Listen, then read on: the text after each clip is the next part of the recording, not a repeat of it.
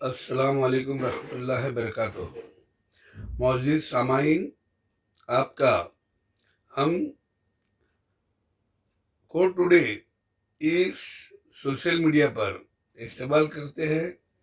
میں ایڈوکیٹ نواب پٹیل یہ واضح کرتا ہوں کہ گزشتہ روز مجھے ناندیڑ کے ایک ایڈوکیٹ شیخ ساجد انہوں نے فون کیے اور انہوں نے کہا کہ بھائی ہمارے پاس بہت سارے ایسے کیس ہیں جس میں ہم کو بھی مغالطہ ہے اور دیگر وکلا حضرات کو بھی مغالطہ ہے کہ مسلم اگر کبھی کسی بچے کو گود لیتا ہے تو اس کی قانونی حیثیت کیا ہے۔ تو برادران ملت، میں اس بات کا خلاصہ جناب ایڈوکیٹ شیخ ساجد صاحب کو بھی اور ان کے ساتھی ساتھ تمام سامعین کو بھی کرتا ہوں کہ اسلام میں گود لینے کا کوئی کنسیپٹ ہی نہیں ہے، جبکہ اسلامی قوانین یہ جو ہے تو قرآن و حدیث کی روشنی میں بنے ہوئے ہیں۔ ہمیں شریعت ایکٹ لاگو ہے اور شریعت ایکٹ جو ہے وہ قرآن اور حدیث کی روشنی میں بنا ہوا ہے۔ اس لیے جب اسلام میں گود لینے کا کوئی کنسیپٹ نہیں ہے تو قانون میں بھی نہیں ہے۔ ہمارے پاس گود لینے کا کوئی اختیار ہی نہیں ہے۔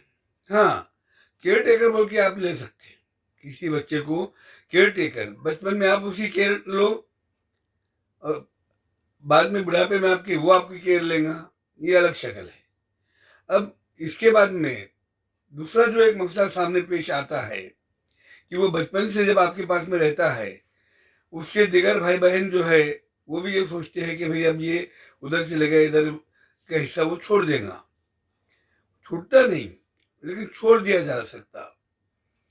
اب وہ اگر ادھر کا بھی حصہ چھوڑ دے گا، ادھر اس کو کچھ نہیں ملے گا، کیوں تو قانوناً وہ ادھر کی اولاد ہی نہیں بنتا، اس لیے جو ہے تو ادھر اس کو کچھ ملنے والا نہیں ہے۔ پھر اس کی زندگی میں ان کی جو میراثی جائیداد ہے، چاہے جنہوں نے گود لیے ان کی ہو، چاہے اس کو جس نے پیدا کیے ان کی ہو، دونوں طرف سے وہ جب محروم رہے گا تو پھر اس کے ساتھ میں ایک بہت بڑی ناانصافی ہے۔ اس لیے جو ہے تو ایسی صورت میں جنہوں نے گود لیے انہوں نے جو ہے کیئر ٹیکر کی حیثیت سے اس کو ہبہ کر کے پراپرٹی اپنی زندگی میں دینا چاہیے۔ جب وہ ہبہ کے ذریعے اس کو پراپرٹی دیں گے تو اس کو خود اس کا حق مل جائے گا۔ اور حقیقت بھی یہی ہے کہ جب وہ آپ کے ساتھ آپ کے بچے کے جیسا سلوک کریں گا، آپ کے ساتھ رہیں گا، تو آپ جو ہے تو اس کو دے سکتے ہیں۔ ہاں، اگر کبھی آپ کو ایسا شک ہے کہ پراپرٹی ملنے کے بعد اس نے اگر ہم کو نہیں سنبھالا تو کیا کریں گے، تو ایسی صورت میں دوسرا ایک راستہ اور ہے۔ دوسرا جو راستہ ہے وہ راستہ وصیت کا ہے، بھلے ہی 1/3 کیوں نہ ہو، آپ اس کو وصیت کر کے دے دو، یا تو آپ کے جو رشتے دار ہے، جو بھائی ہے، بھتیجے ہیں، آپ ان کی رضامندی لیتے ہوئے، کیوں تو وہ بھی دیکھ رہے کہ یہ بچہ ان کو سنبھال رہا، ان کے ساتھ میں رہ رہا، ایسی صورت میں پوری کی پوری جائیداد جو ہے ان کی وہ بچے کو وصیت کے ذریعے دے سکتے ہیں، اور اس کے اوپر جو ہے تو انہوں نے اپنے حقوق چھوڑ دیے اس طرح کے، اور یہ بچے کو جو ہے 100% ان کی ملکیت وصیت کے ذریعے دینے کے لیے ہماری رضامندی ہے۔ اس طرح کے جو ہے وہ اپنے آپ میں جو ہے قانون یہ وصیت بنا سکتے ہیں۔ وصیت کو جو ہے تو ریٹرن بھی کر سکتے ہیں، اورل بھی کر سکتے ہیں، ہبہ بھی ریٹرن بھی کر سکتے ہیں، اورل بھی کر سکتے ہیں، لیکن ڈاکومنٹیشن کے لیے اس کو ریٹرن کرنا ضروری ہے۔ ریٹرن کرنے کے بعد میں آپ اس کو رجسٹرڈ بھی کر سکتے ہیں، نہیں بھی کر سکتے ہیں۔ ایسا ضروری نہیں ہے کہ آپ کا وہ ہبہ اور وصیت جو ہے تو رجسٹرڈ ہونا، بلکہ اس کو نوٹرائز بھی کر سکتے ہیں آپ اخراجات سے بچنے کے لیے۔ لیکن آپ کی زندگی میں ہی آپ نے اس بچے کو جس کو گود میں لیے ہے، آپ نے جس کو کیئر ٹیکر کی حیثیت سے اپنے ساتھ رکھے ہیں، اس کے لیے جو ہے تو ایک وصیت کے ذریعے سے بولو یا ہبہ کے ذریعے سے بولو، آپ کی ملکیت اس کو آپ دے سکتے ہیں۔ اسی طرح سے جو تو اس کے اندر ایک نکات اور ہے، وہ یہ ہے کہ بعض مرتبہ کسی کو لڑکی رہتی، ایک لڑکی رہتی، دو لڑکی رہتی، لیکن لڑکا نہیں رہتا۔ ایسی صورت میں بھی کچھ لوگ جو ہے گود لیتے۔ اب وہ لڑکیوں کا جو حصہ ہے، وہ حصہ شریعت کے مطابق، تقسیم کے مطابق جو اس کے انتقال کے بعد میں ملکیت بچے گی، اس کو جو ہے تو میراث کہا جائے گا۔ اس میراث میں اگر خالی لڑکیاں ہیں تو پوری کے پورا حصہ 100% لڑکیوں کو نہیں جاتا، اس میں بھی جو ہے تو مرحوم کے یا صاحب ملکیت کے بھائی، بھتیجے، بہنیں، ان کو جاتا ہے۔ اس لیے جو ہے تو آپ ایسی صورت میں بھی دونوں بہنوں کی بھی جو ہے رضامندی لینا چاہیے، ایک بہن ایک کی لینا چاہیے، جتنے بھی بہنیں ان کی لینا چاہیے۔ اس کے ساتھ ہی ساتھ جو ہے آپ کے جو بھائی کے بچے ہیں یا بھائی ہے یا بہنیں ہیں، ان کی بھی جو ہے تو رضامندی لینا ضروری ہے۔ اگر کبھی اس طرح وصیت کے ذریعے یا اس کے وصیت کے ذریعے یا آپ کے انتقال کے بعد میں آپ کی پراپرٹی کس کو جانا چاہیے، اس طرح کی جو ہے تو آپ وصیت کر دیں گے یا ہبہ نامہ کریں گے۔ ہبہ نامہ کے ذریعے آپ، ہبہ نامہ بولتے بخشش ہے، وہ آپ کی خدمت کر رہا اس لیے آپ اس کو بخشش دے رہے۔ ویسے ہبہ نامہ بلا شرط رہتا، اس میں کوئی شرط نہیں ہے، لیکن آپ خوش ہو کے دے رہے، آپ کی وہ خدمت کر رہی اس لیے آپ خوش ہو کے دے رہے۔ لیکن دیتے رہے میں جو ہے تو آپ کے دل میں جو شک آ رہا کہ بھی اگر یہ بچہ آگے چل کے یہ پراپرٹی لے لیں گا اور بعد میں میرے کو دھوکہ دیں گا تو میں کیا کروں گا، اس لیے جو ہے تو وصیت کر کے دینا یہ سب سے بہتر ہے۔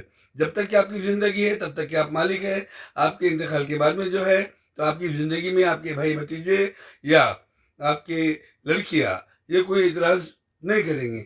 آپ کے انتقال کے بعد میں سب کے سب زندہ ہو جاتے ہیں، اور اس بیچارے کو جس نے زندگی بھر آپ کی خدمت کیا اس کو جو تو تکلیف دینا شروع ہو جاتا۔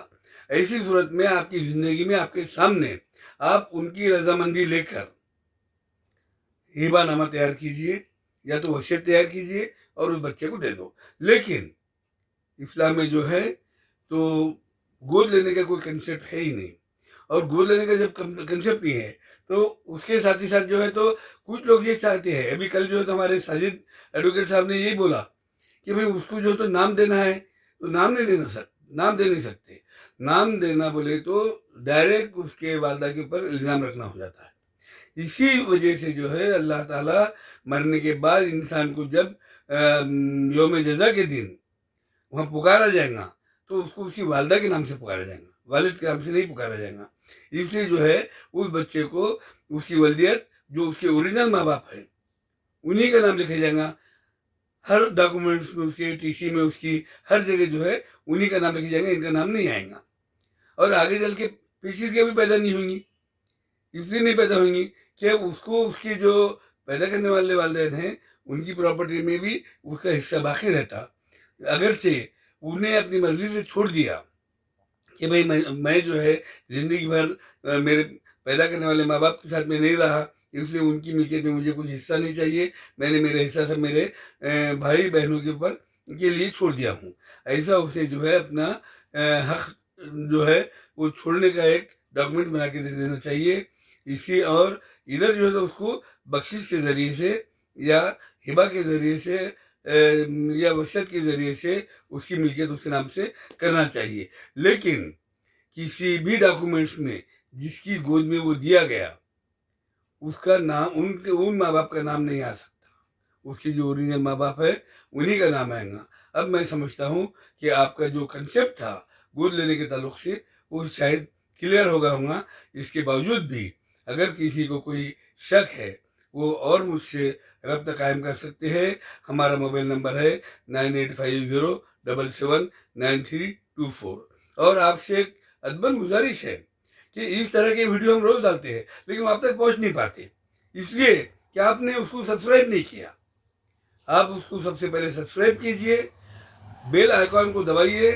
بیل آئیکن دبانے کے بعد ہی آپ کو ہم نے ادھر سے ویڈیو ڈالے کہ آپ کو ادھر مل جائے گا 1 سیکنڈ کے اندر. اس لیے جو ہے اس کو سبسکرائب کیجئے. پسند آیا تو اس کو جو ہے تو باقی جگہ شیئر کیجئے. جیسے آپ کو یہ مسئلہ پیدا ہوا آپ نے اس کی خلاصہ کر لیا. اسی طریقے سے جو آپ کے دوست بھائی اور خیر خواہ حضرات ہے ان کو بھی اس سے فائدہ ہونا چاہیے. اس لیے اس کو ان کے پاس شیئر کیجئے اور انہیں بھی بولیے کہ آپ بھی جو ہے تو اس کو سبسکرائب کیجئے اور بیل آئیکن دبانا بالکل نہ بھولے. اتنا کہتے ہوئے آپ سے رخصت لیتا ہوں. خدا حافظ.